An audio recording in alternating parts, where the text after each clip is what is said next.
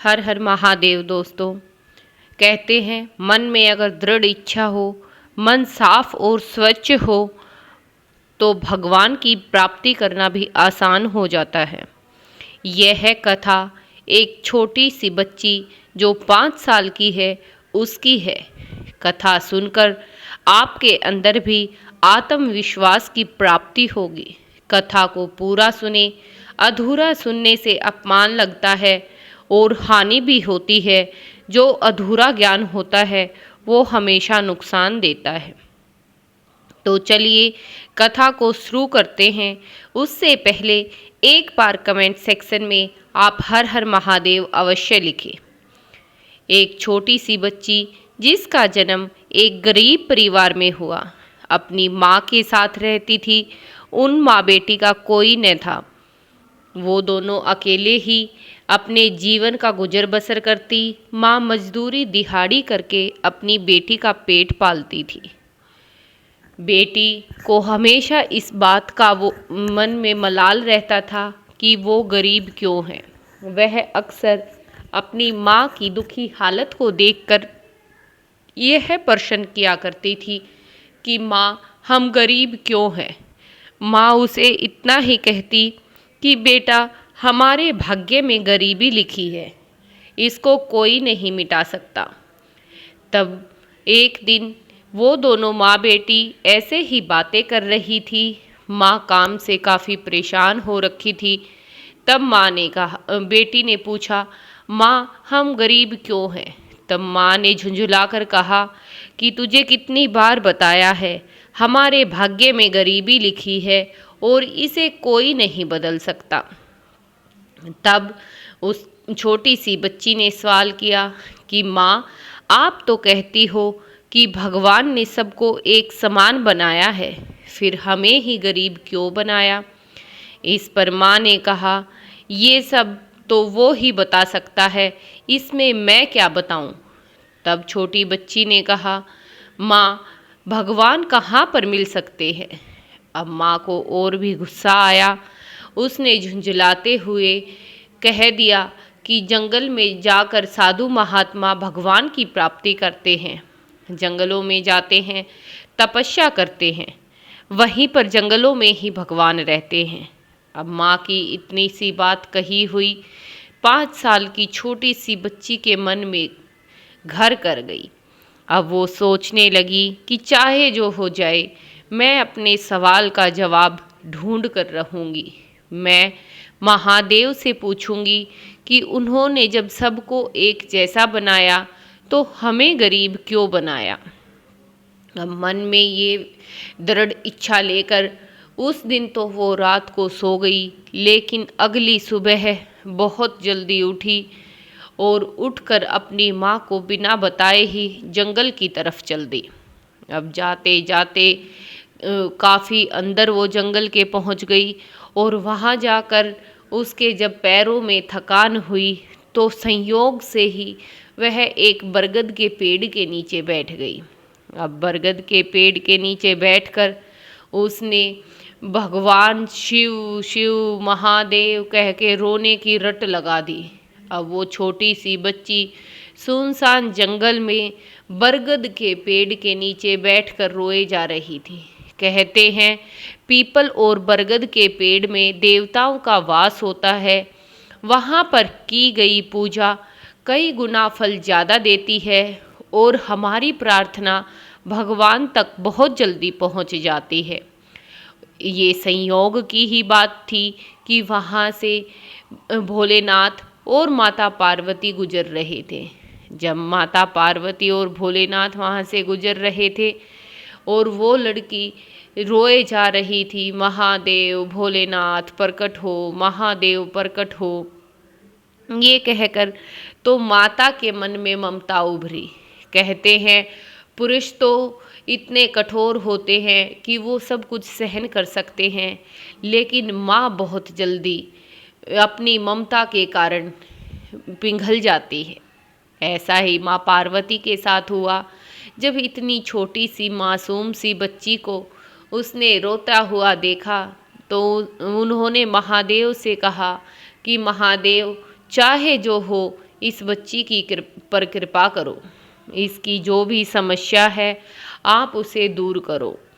इस पर महादेव ने कहा, देखो पार्वती, ये संसार ऐसा ही है। मैंने सबको एक जैसा बनाया है। सुख और दुख की प्राप्ति करना, ये सब तो इनके ऊपर ही निर्भर है। इस पर माँ पार्वती ने भी हठ कर लिया और कहा, नहीं महादेव, मुझसे इसका दुख देखा न जाएगा। इतनी छोटी सी बच्ची ऐसे रो रही है, आप जाइए और इसका दुख दूर करिए, नहीं तो मैं आपको छोड़ के चली जाऊंगी। इस पर महादेव ने कहा कि देखो, तुमने तो वही त्रियाहट लगा दी, ऐसे मैं किस किस के दुख दूर कर सकता हूँ। लेकिन माता पार्वती फिर भी ने मानी। कहा, आपको अगर मुझे अपने साथ रखना है तो आपको इस छोटी सी बच्ची पर कृपा करनी पड़ेगी। ये सुनकर भोलेनाथ ने कहा, ठीक है पार्वती, जैसा तुम चाहो। वो एक ऋषि का वेश बनाकर उस छोटे सी बच्ची के पास गई। छोटी सी बच्ची से पूछा कि हाँ बेटा, क्या हुआ? तब उन्होंने कहा, कुछ नहीं, मुझे आपसे कोई काम नहीं है। इस पर ऋषि ने फिर से पूछा कि तुम यहाँ क्यों आई हो? तब छोटी बच्ची ने जवाब दिया कि मुझे भोलेनाथ से मिलना है। तब छोटी बच्ची ने कहा और भोलेनाथ ने सुना तो उन्होंने ऋषि के वेश में ही फिर से पूछा, अच्छा क्या काम है भोलेनाथ से? तब छोटी बच्ची ने कहा कि मुझे उनसे कुछ पूछना है। तो उन्होंने कहा कि समझो मैं ही भोलेनाथ हूँ और बताओ तुम्हें क्या पूछना है। तब छोटी बच्ची ने कहा, मुझे तो बस इतना ही पूछना है, जब उन्होंने सबको एक जैसा बनाया तो मुझे गरीब क्यों बनाया? इस पर भोलेनाथ ने कहा कि तुम्हें अपनी गरीबी दूर करनी है या बस इस प्रश्न का जवाब चाहिए? इस पर छोटी बच्ची कुछ समझी नहीं और साधु की तरफ देखती रही। फिर भोलेनाथ ने कहा, चलो छोड़ो, जो भी तुम्हारा है ये लो, ये असरफियों का जो थैला है ये मैं तुम्हें दे रहा हूँ, इसमें कुछ स्वर्ण मुद्राएं हैं, इसको तू अपने घर ले जा और आराम से अपना जीवन जीना, तेरा गरीबी कुछ ना बिगाड़ेगी। ये कह के भोलेनाथ ने वो थैला छोटी बच्ची को दिया। अब छोटी बच्ची इतनी सारी स्वर्ण मुद्राएं देख के खुशी से फूली न समाई और अपने घर की तरफ दौड़ने लगी। अब वही भाग्य का खेल, घर की तरफ जाते जाते रास्ते में उसे सोच आई। उसने सोचा कि एक अच्छा सी जगह ढूंढकर वहाँ पर इन मुद्राओं को रख दूंगी और फिर मैं सोच से निवृत्त होकर घर जाऊंगी, जाकर माँ को सारी बात बताऊंगी, माँ भी बहुत खुश हो जाएगी। लेकिन भाग्य का खेल देखो, वो लड़की एक बड़े से ऊंचे से पत्थर पर वो थैला रख के और जैसे ही सोच के लिए गई, एक चील वहाँ आई। जैसे ही चील वहाँ पर आई, वो थैला उठाया और लेके उड़ गई। अब छोटी बच्ची रोती चिल्लाती चील के पीछे पीछे दौड़ी, मेरा थैला वापस दो, मेरा थैला वापस दो। लेकिन चील किस लिए सुने, वो तो उड़ चुकी थी। अब छोटी बच्ची रोती बिलखती अपने घर आई, आकर अपनी माँ को सारी बात कही। माँ ने सोचा काम से बचने के लिए ऐसे ही मनगढ़ंत बातें बना रही है, तो कह दिया चल कोई नहीं, अब रात होने वाली है, तो ऐसा कर खाना खा और चल जल्दी से सो जा, मैं भी थकी हुई हूँ। अब छोटी बच्ची रात भर वही बातें सोचती रही, लेकिन उसने मन में ठान लिया कि मैं तो फिर से जाऊंगी, कल फिर से जाऊंगी और भोलेनाथ से मिलकर जरूर आऊंगी। अब अगली सुबह हुई। जैसे ही सुबह हुई, वो लड़की फिर से चल पड़ी उसी जंगल की ओर और उसी आस और उसी विश्वास के साथ कर्मनिष्ठ होकर उसी बरगद के पेड़ के नीचे बैठी और फिर से भोलेनाथ प्रकट हो, महादेव प्रकट हो की रट लगा दी। अब माँ पार्वती ने देखा कि ये लड़की तो आज फिर आई है। तब उन्होंने भोलेनाथ से कहा, हे मेरे नाथ, आपने इस बच्ची के दुख दूर नहीं किए, ये बच्ची आज फिर से आई है। तब भोलेनाथ ने कहा, मैंने तो इसको थैला भर के स्वर्ण मुद्राएं दी थी, अब इसके भाग्य में नहीं है तो मैं क्या कर सकता हूँ, ऐसे मैं किस किस के दुख दूर करूँगा। इस पर माँ पार्वती ने कहा, देखिए भोलेनाथ, मैंने आपसे पहले ही कह दिया था कि इसके तो दुख दूर करने पड़ेंगे, चाहे जो हो जाए। आप अब ऐसे जिद न करें और जाकर इसके फिर से आने का कारण पूछें। इसकी कर्मनिष्ठता देखो, ये लड़की कैसी है। फिर से भोलेनाथ उस 5 साल की छोटी सी बच्ची के पास गए, जाके पूछा, हाँ बेटा, आज फिर से आई है, बताओ मुझे क्या हुआ, क्यों आई हो। इस पर वो छोटी सी बच्ची ने बोला कि बाबा, कल आपने तो मुझे ऐसे ऐसे थैला दिया, लेकिन थैले को तो चील लेकर उड़ गई, अब मैं क्या करूं। तब महादेव ने अपने पास से जो पारसमणि क्या होती है, पारसमणि किसी भी लोहे की धातु को अगर छुआ दो तो वो सोने में बदल जाती है। वो पारसमणि महादेव ने निकालते हुए उस लड़की को दी और कहा, ये ले, पारसमणि दे रहा हूँ, ध्यान से लेकर जाना, और जिस भी लोहे की धातु को लगाएगी वो स्वर्ण में बदल जाएगी, जा और अपना जीवन सुख से जी। ये कहकर भोलेनाथ अपने कैलाश पर्वत पर चले गए और वो लड़की खुशी से नाचने गाने लगी और खुश होकर चलने लगी, और सोचा कि अब मैं इसको अपने से दूर ना करूँगी। और जो शर्ट पहन रखी थी उसकी ऊपर वाली जो पॉकेट होती है उसमें उस मणि को डाल लिया।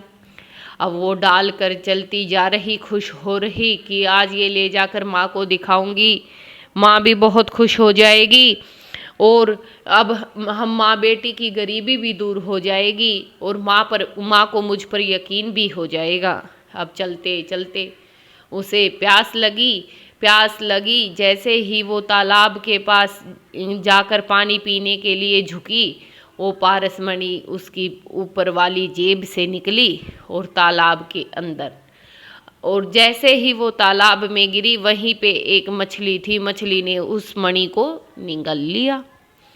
अब मछली को निगलने के बाद, पारसमणि को निगलने के बाद मछली तैर गई, छोटी बच्ची रोए बिलखे चिल्लाए। अब भाग्य का बदला कौन बदल सकता है। ये होने के बाद वो छोटी बच्ची फिर रोती बिलखती अपनी माँ के पास गई, जाकर माँ को सारी बातें बताई। इस पर माँ ने कहा कि तू रोज आती है, कोई ना कोई मनगढ़ंत कहानी सुनाती है, आज भी तू वही कर रही है, चुपचाप खाना खा, मेरा दिमाग ना खराब कर और सो जा।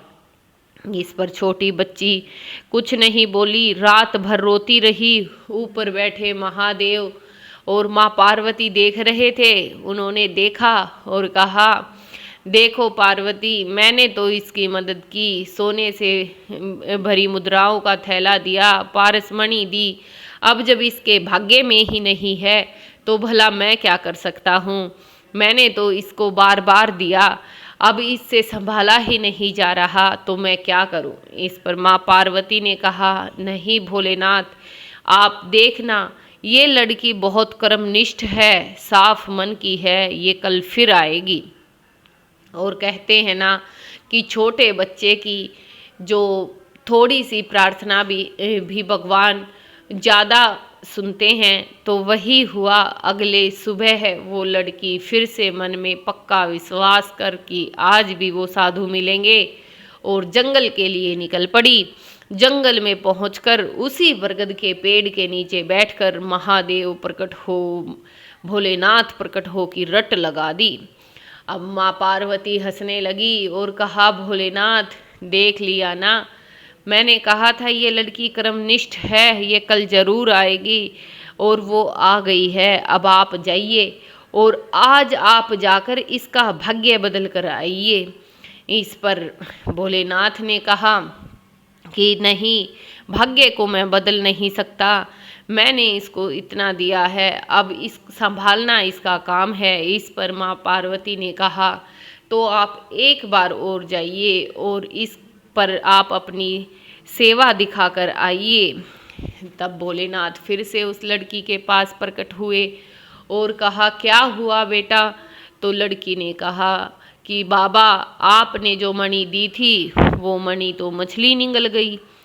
इस पर महादेव ने उस लड़की की तरफ देखा और सोने से भरा हुआ थैला उस लड़की को दिया और कहा कि अब की बार संभाल कर रखना।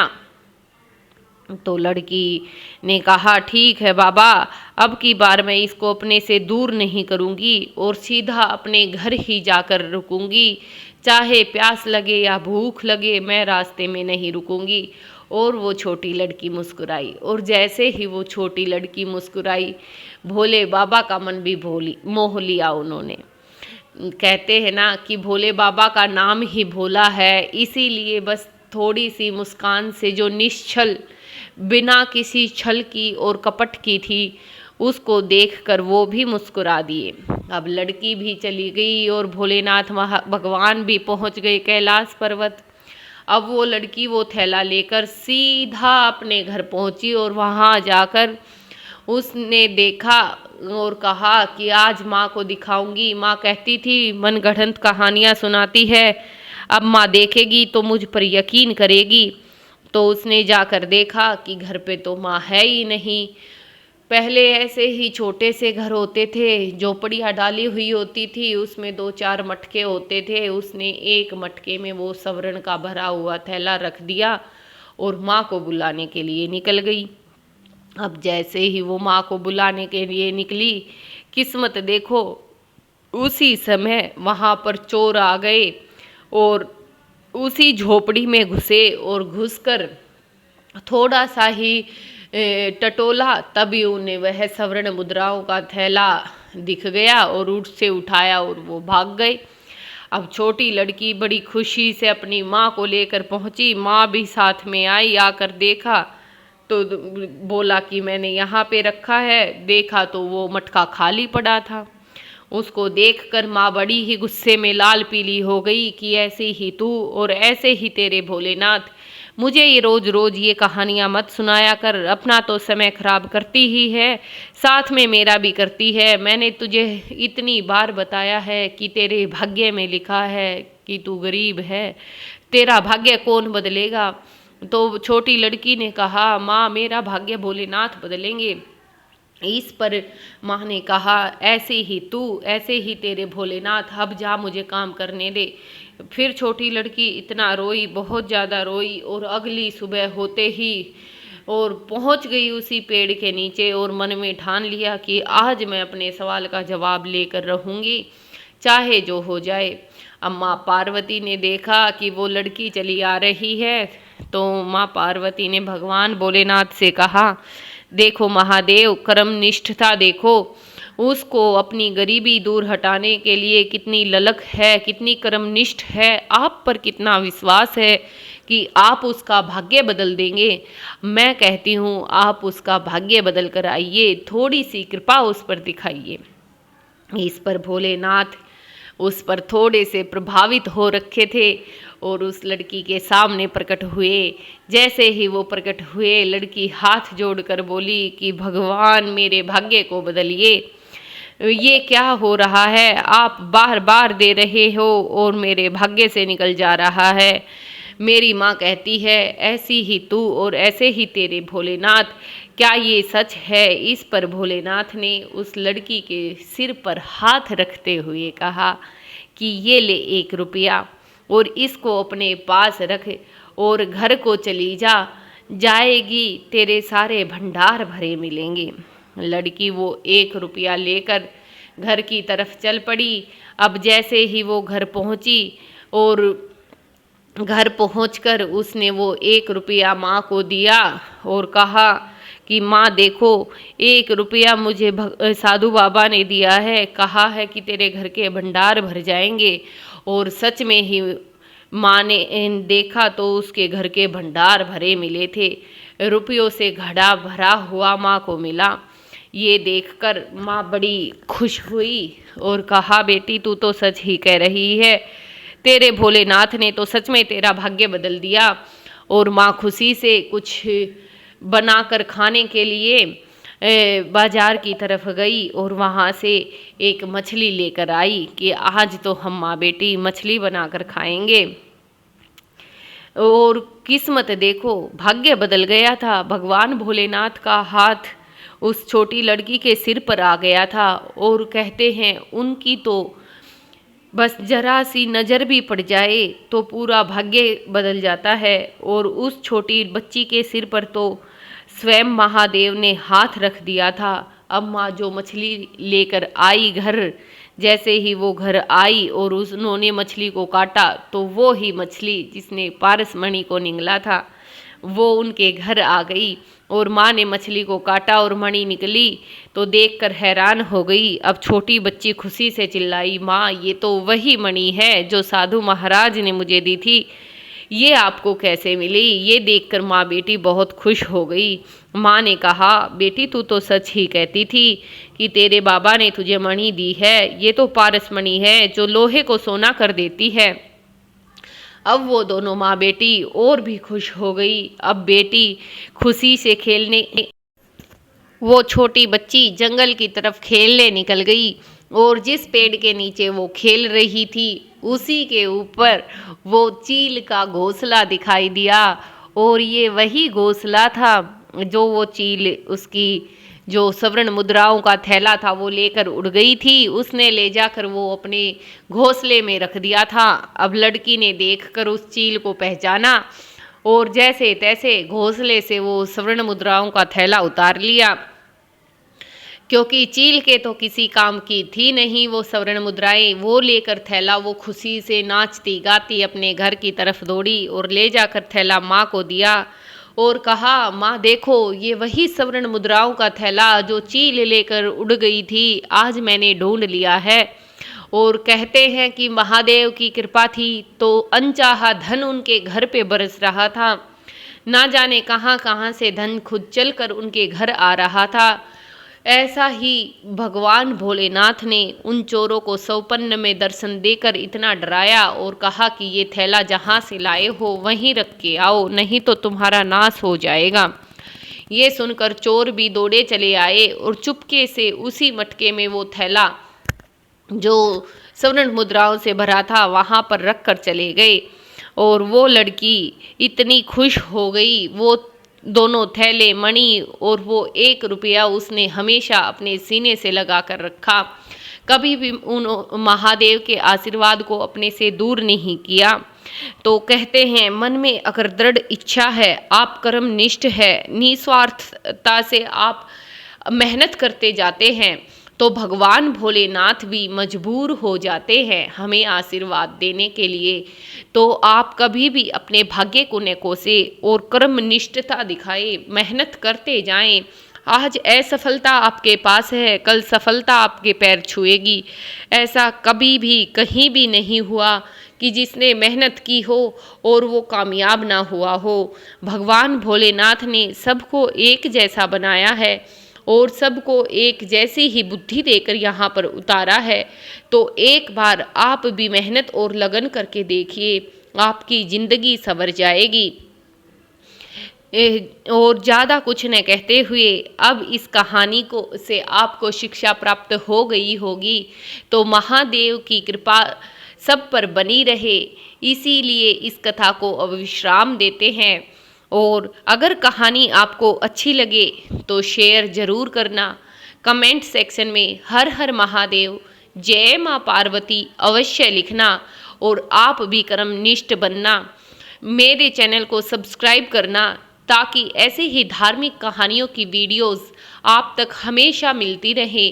घंटी के बटन को भी बिल्कुल दबाना न भूलना ताकि नोटिफिकेशन भी सबसे पहले आपके पास पहुंच जाए।